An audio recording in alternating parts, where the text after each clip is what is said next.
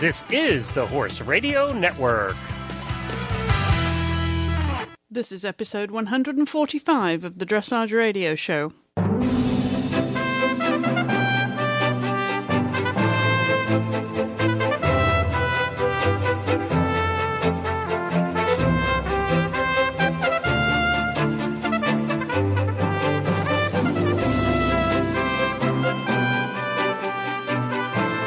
Hello and welcome back to the show. Chris Stafford with you in Kentucky again this week, and joining me from France is Australian Brett Parbury. Brett, welcome back. Hi Chris, how are you? Good, thank you. And you're enjoying some French cuisine, some French weather. You're living it up near Saint-Tropez. Life's not too bad right now, is it? Yeah, life's great. We're in Villeurbanne at the show. This beautiful French show run by Bernadette Brun, and it's just an amazing show, an amazing venue, 20-odd kilometres from Saint-Tropez, and it's just fantastic. Bernadette does a great job. She has a great team, and it's a really big show. There's a lot of horses here. I think there's 65 horses in the Grand Prix. Wow. So, yeah, it's very, very competitive. Yeah, I know a lot of European riders, obviously, even English riders there down there. It seems to be a popular venue. The location isn't too shabby, is it? No, it's not. And I mean, it's like Little Britain. It's so many British riders here. My lorry's parked in the middle of all of them. And so I've even got Gareth Hughes starting to sound a bit more like an Australian, given the fact that he lived there. But yeah, it's fantastic. I mean, the Brits obviously see this as a very strategic show for them throughout to kick off their year. I mean, you hear a lot of them saying that this is their first international for the year. For a lot of us, I guess, it's the first international outdoor show for the year. And the other thing is, being an Olympic year, you have a lot of these peripheral regions that are trying to get their qualifications to then get accepted as individuals representing their region to the Olympic Games. So, for example, you have Emily Ward, Annabelle Collins, both here sort of vying for the spot of the Caribbean. I think it's the Caribbean. I'm not quite sure. I don't know what group that is. But anyway, they're vying for that one spot. They've been in Spain last week. Spain 2 weeks before, Portugal last week, and they're now here in Villeurbanne. A lot of them are horses, but, I mean, that's the way the FEI have made it, and that's the rules that they've made. So the girls have had to do a lot of shows. And Jessica Michelle is here. She also did Spain, Portugal, and here. Trying to get their best 8 scores up for their Olympic ranking points to then hopefully go through as individuals to the Games. It really is an important period right now, as you say. The qualifications are deadlines is fast approaching, and you're there now in Europe for how much longer, Brett? I'm here. So I did a show in Poland. I did my first Grand Prix with Lord of Loxley in Poland. That was, again, a back-to-back show. Then I do Villeurbanne here, and then I have to go home to do a CDI in Werribee with 2 of my small tour horses, Weltmeiser and Good as Gold, and then I have to then come back to here to concentrate on Lord of Loxley. The way our federation is doing the Olympic selection is after this show in Villeurbanne, they choose a top 8 combinations, and that 8 will be put forward to our 2 selection events, which are Mannheim and Compiègne in France. So I'm hoping that if I can be strong here in Villeurbanne, I'll make it into the top 8, and that'll then allow me the chance to go to the selection events and try and make the team with Lord of Loxley.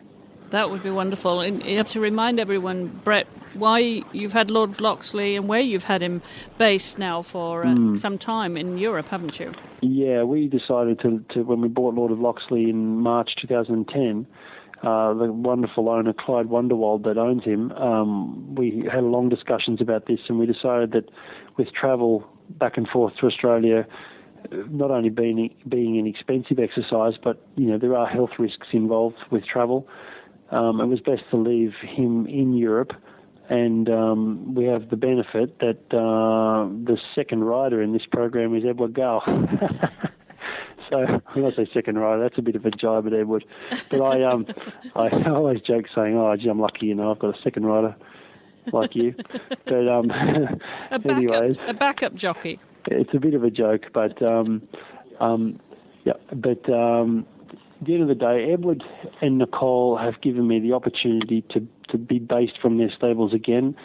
And Edward is very, very supportive. He knows what my situation is. He knows I have a family, a business in Australia.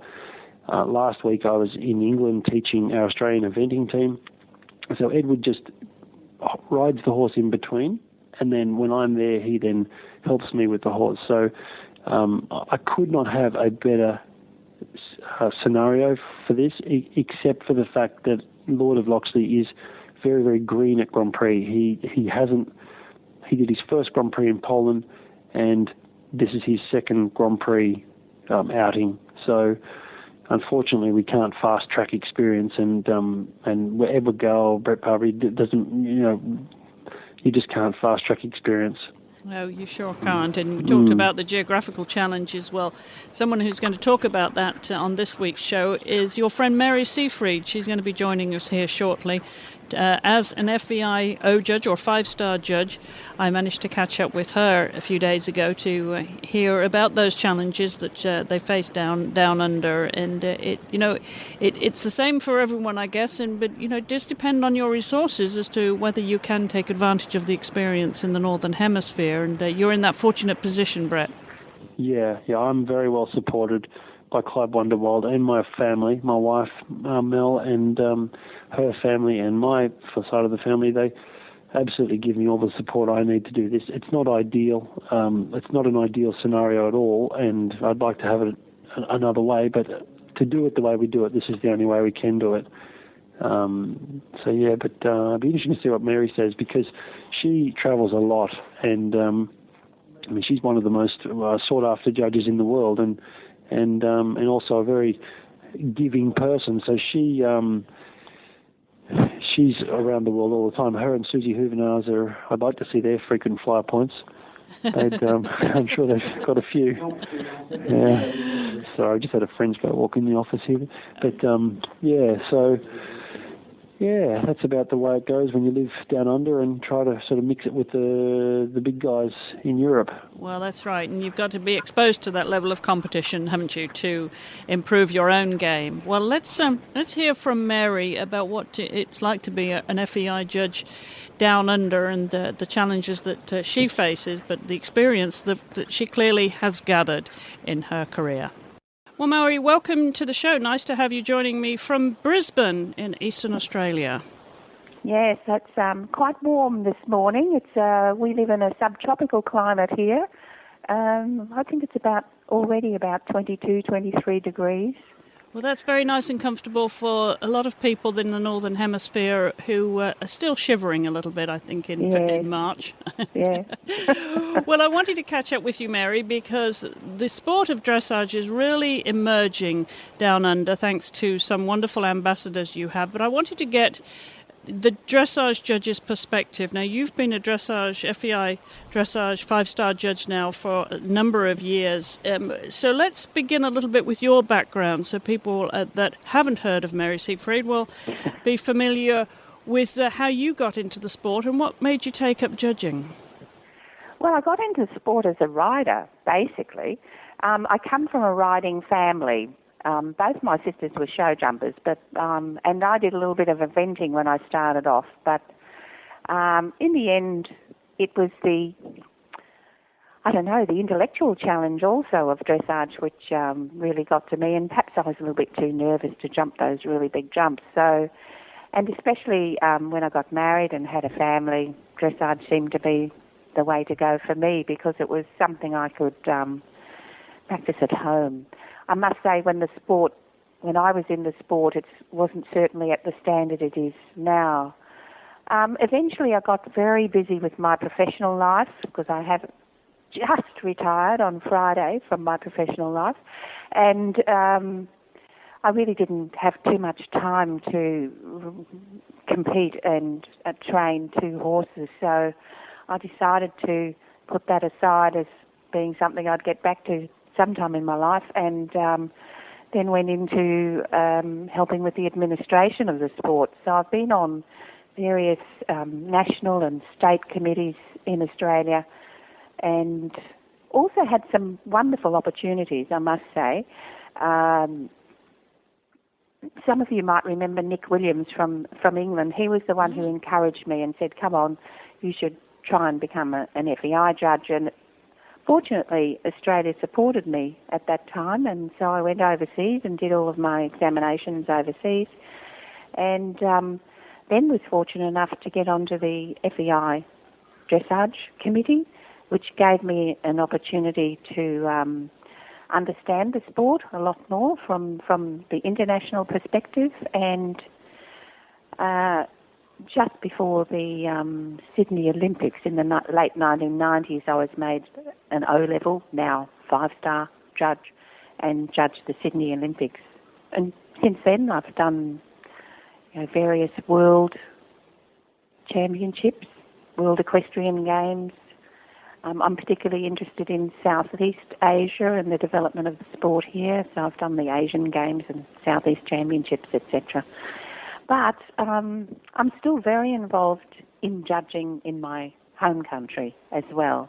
And I think that's very important for a judge, whether you're international 5-star or not, to have a feeling for the depth of the sport from the grassroots upwards. That's about me in a nutshell. Yes, well, it's interesting that you came about it the way you did, Mary, and you've really very quickly risen to the top of the sport as a dressage judge in your country. And I'm presuming that now the Sydney Olympics was probably the highlight of your career, wasn't it, having the opportunity to judge an Olympics in your home country? I was. Sydney Olympics was a fantastic experience, not only as a judge, but for anybody who was there. But I have to say, one of the most exciting has been the latest I judged at, which was the European Championships in Rotterdam. And of course, dressage as a sport, I think, rose to new heights at that competition, and it was wonderful to be there. So when you say new heights, what do you perceive to be the shift in international dressage then that has taken it up another level? I think 2 things happened there. Firstly, countries had produced very good competitors, a bigger range of countries. So the sport started to open up at the top. There were some performances there from many nations which were exceptional. The standard of the sport was also extremely high. If you see the number of competitors that were well over 70%, that was also exceptional. And of course then the type of riding which the British team showed, I think, gladdened the hearts of all the judges there. It was a harmonious but yet still powerful way of riding, and I think has become a benchmark for all dressage riders to aspire to. Well, that's interesting. Harmonious yet powerful. Some would say a more sort of English traditional style of riding, and it is, of course, very different to maybe the Eastern European, just particularly Germany and the Netherlands, the powerhouses of dressage. Do you think then we've turned a corner, Mary, in the way where dressage is going now? I think how I would see it is this. I think we saw evidence of riders that had taken a lot of care and to establish the correct type of contact, which allows the horse to work from behind and over the back in its own carriage and doesn't restrict the horse in any way or its joints, so that the horse has got the capacity to develop the full range of its stride and also the full range of adjustability, if you like. And I think that is the lesson to the riders. And I'm not saying all riders, the good ones at the top, they're all very, very good exponents of this. But as an example for the up-and-comings or the aspiring riders, whether at a national level or international level, that style of riding which produced, if you like, the happy athlete, sometimes that term's a little overused, but they certainly were. I don't like to compare nations in their style of riding. I think there are good exponents everywhere, but for this to come out and win so consistently, I think is something quite special. And I think it's like anyone who watches sport, they need not necessarily be an expert in that sport to appreciate what looks easy, effortless, and therefore becomes a harmonious and a nice picture to watch as a sport. And if we watched figure skating, for example, we don't need to be skaters to know what looks flowing and effortless. And I think that seems to be coming across now in this new shift in dressage, Mary. Yes, I would have to agree. I have a husband who's a sports nut, really, one would say. Well, he's Australian too. No, he's not. He's Austrian. Oh, I do beg your pardon. He's Austrian. Well, we'll call him Australian then. He's obviously converted to the Australian sportsmanship. Yeah. He's the only Austrian who knows what cricket is all about. Even I don't know that.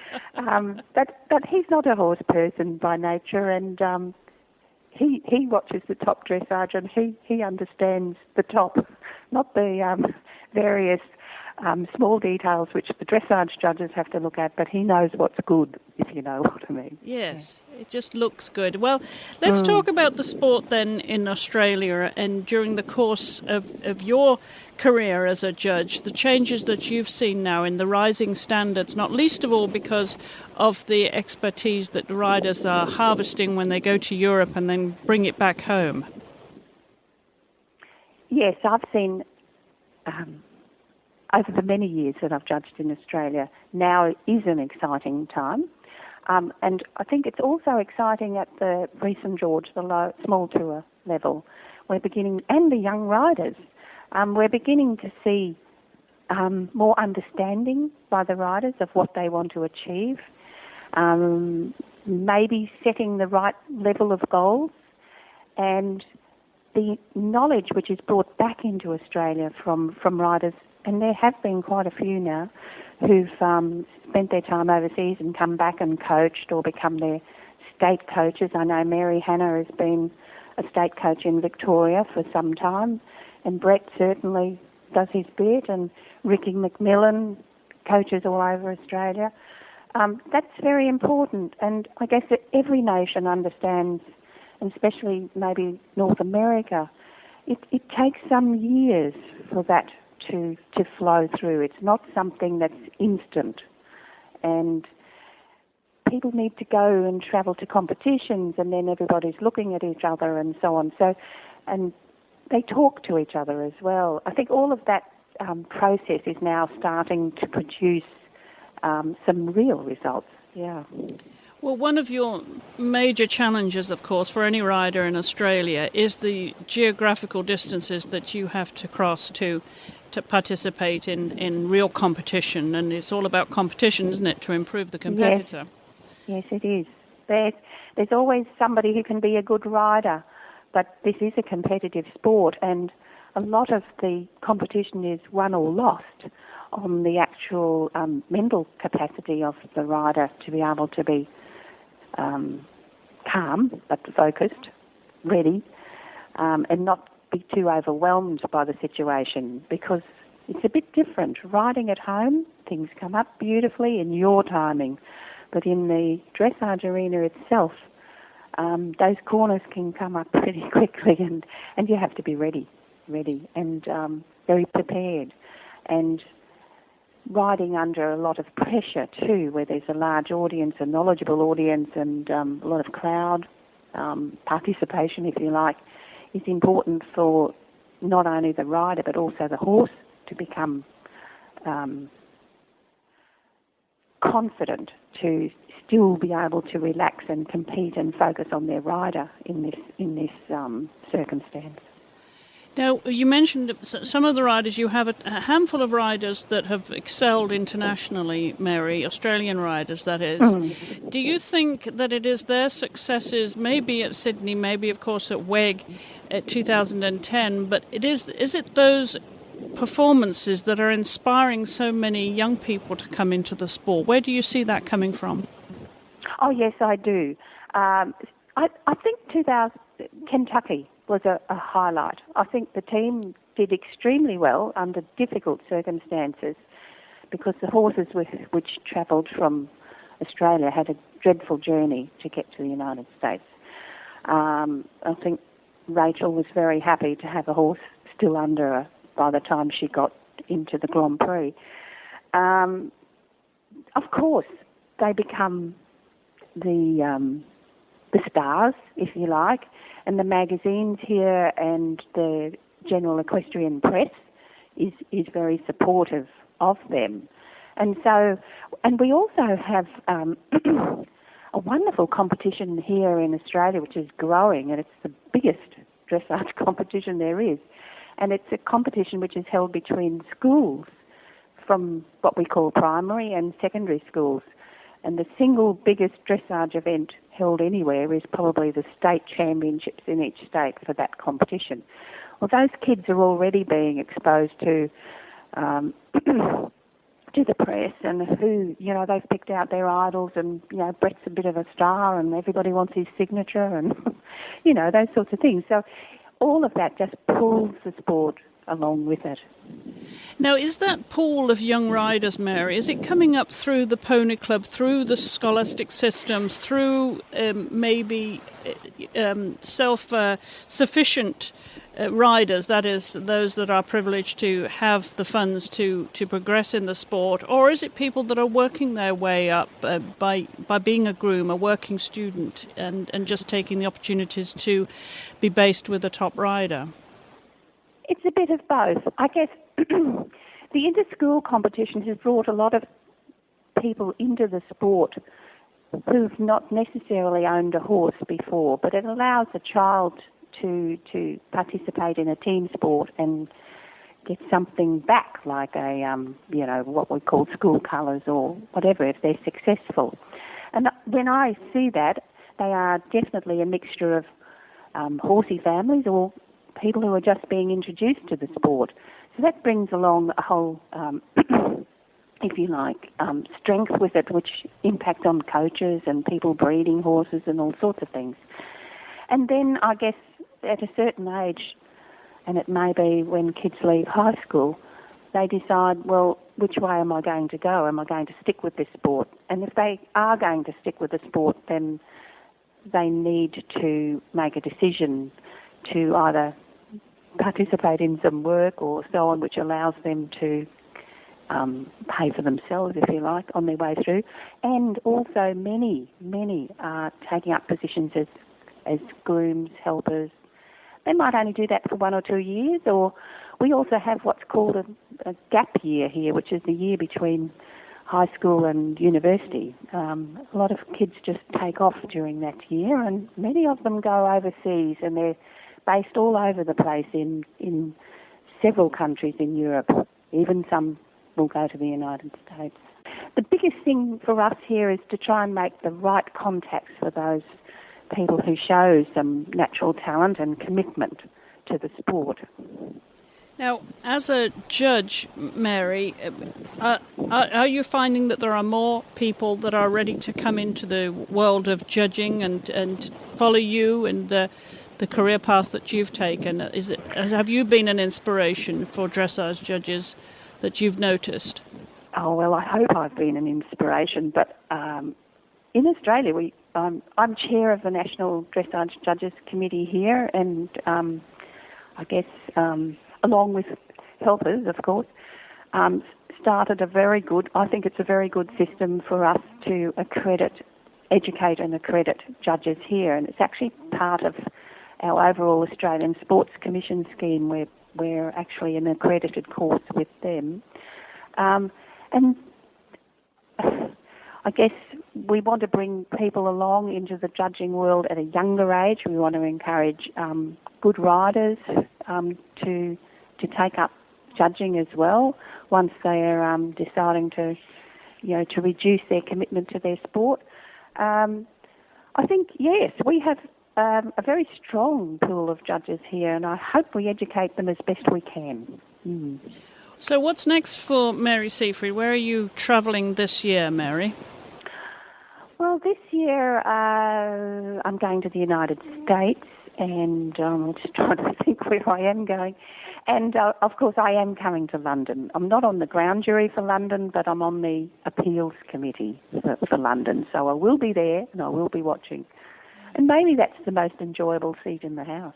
Yes, I'm sure it is. Absolutely. You get to enjoy the sport without the pressure. You obviously don't mind the pressure of being a judge and making That's an interesting decisions. one. That's an interesting one because, as you know, judges have, over the last few years, have probably come under quite a lot of criticism in the press and so on, especially at the highest level. And that criticism also occurs at the lowest levels as well, I can tell you. One has to learn to have strong shoulders, I guess. The other thing is, why do we judge? You know, sometimes we ask ourselves, why do we judge? And I think the thing is that every time you sit down, no matter where it is, it's a challenge. It's a challenge to try and get it right. Every judge likes to do the best job they can. We're not infallible as judges. We will make mistakes, but luckily we have a team who's judging with us, and the team will always help you. Well, on that note, Mary, we look forward to you officiating around the world for a long time to come, and I want to thank you so much for spending time with us here on the show this week, and good luck for the rest of the year. We'll see you in London. Thank you. My pleasure. Well, Brett, as I said, Mary has got an enormous amount of experience going around the world, and this is something that every time you go out into the different countries that you go to in Europe, must be a terrific experience too. It's just going to help you in your career and what you then can take back and show in Australia. Yeah, I mean, there's so much of it. The actual riding of the test is such a small part. I mean, the dressage arena is the same in Australia as it is in Europe, so that doesn't change. It's all the bits and pieces involved with getting to the show and being here and when to train and when to go into the main arena and just, I mean, I've hired a lorry, a truck, and driving that 17, 18 hours down to the south of France, all those little things. And I mean, I'm lucky in my career now, I'm to the stage where I can arrive in a country and within 3 weeks attend an international show with a groom, a tack box full of gear. Thank you to Edward. Thanks, Edward. Tack box full of gear, a rug. I mean, I'm riding in all borrowed stuff. I just arrive in Europe with a pair of boots, a pair of gloves, my tails, and I'm ready to go. And Edward and my support team, a wonderful lady called Jet Venderstone, who I met at the Sydney Olympic Games, they've been my second family since 2000 in Sydney. These people just pull together, and next thing you know, I've got a groom, a truck, gear, a horse, and I'm on the road to a show. And I'm very, very lucky. I mean, it's the only way I can do it is if I didn't have these people supporting me, it would be impossible. Well, as you mentioned, you just have the one ride, and we all know what it's like when you go to a competition, you only have the one horse to ride. It's a bit of a luxury. There's lots of other time to reflect, to watch others riding, of course. But how are you spending that downtime out of the tack, Brett? Are you doing any teaching? Yeah, I mean, when I come over here, it's like catching up with old friends. So people like Judy Harvey and Annabelle Collins have sort of said to me, look, can you just run the eye over what we're doing?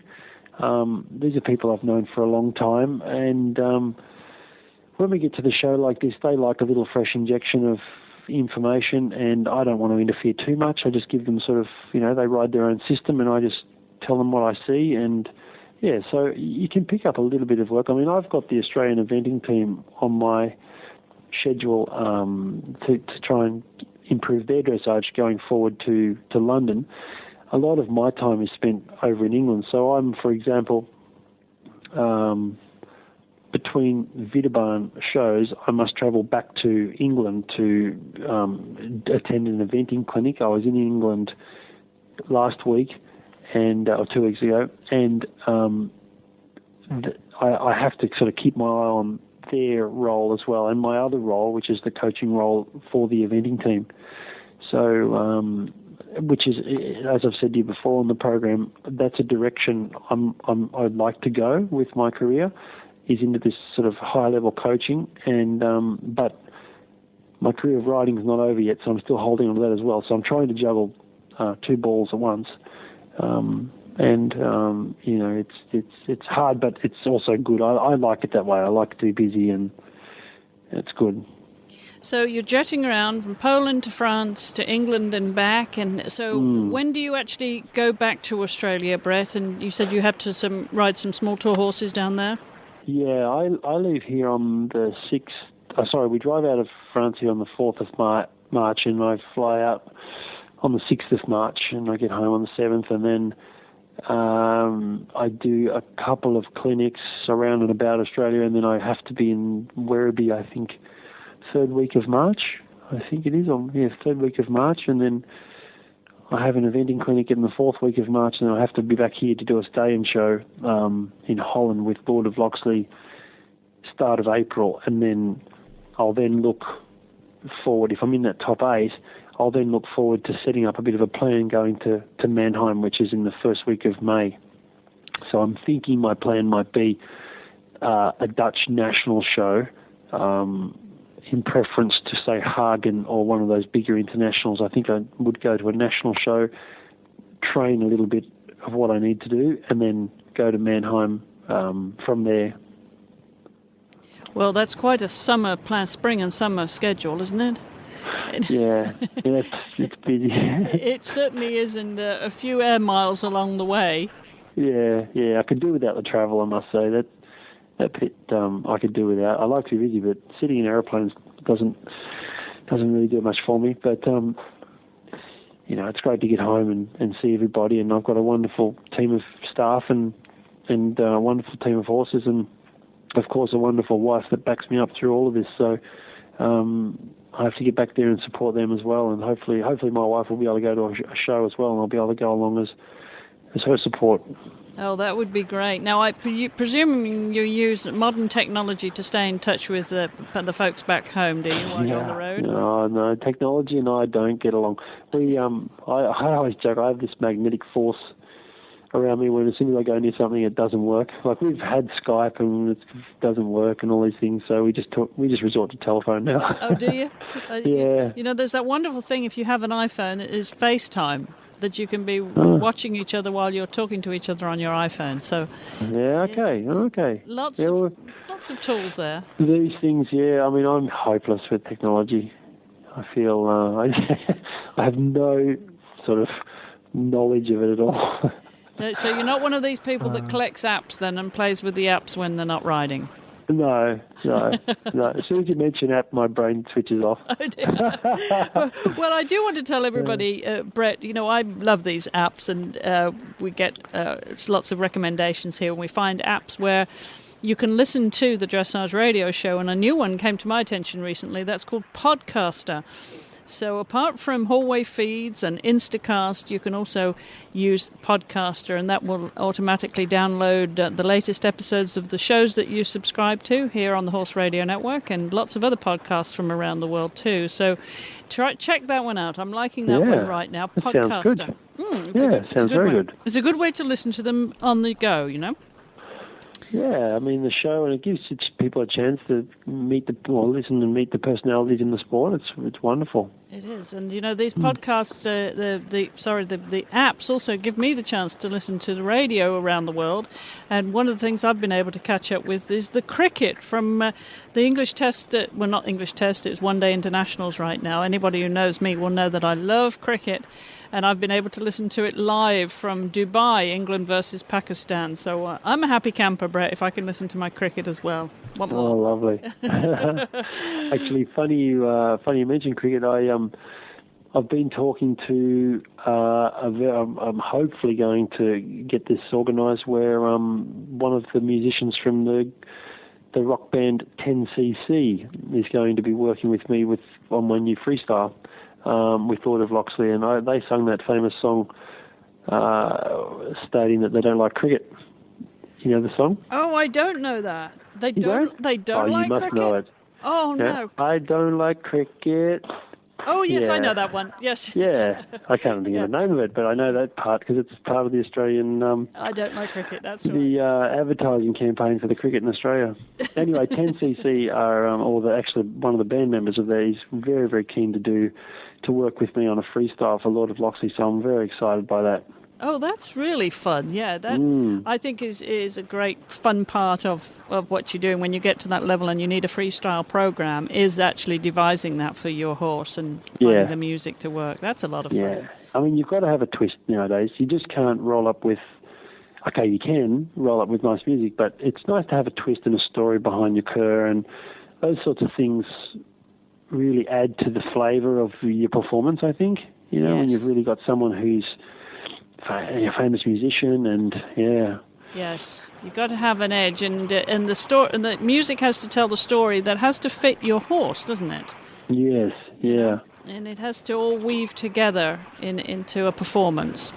I've got Carl Hester trying to call me here. We're all going to a steakhouse tonight. Oh dear. Well, I better let you go on that note then. Where are you?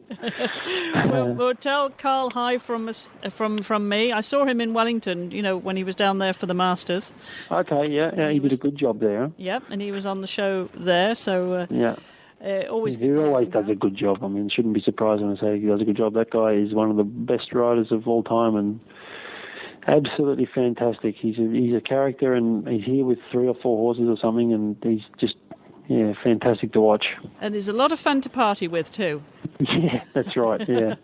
All right. Well, on that note, Brett, I'll let you go and wish you well with the rest of your European tour. There, we'll catch up with you. We're getting a little bit closer to that selection when you know what your plan will be for their final run at the games. Yep. Thank you very much, Chris, and thanks for supporting us. Oh, you bet. And safe travels back to Australia. We look forward to speaking to you again soon. Yep, thank you.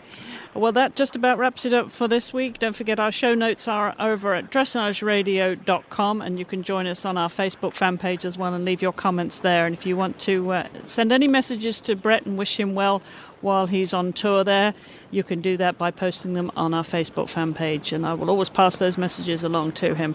Sometimes it's hard to catch up with him, but eventually we do, the globetrotter that he is. Well, that wraps it up for us this week. Again, thanks to Brett for joining me, thanks to my guest Mary Seefried, and thank you all for listening. Enjoy your dressage.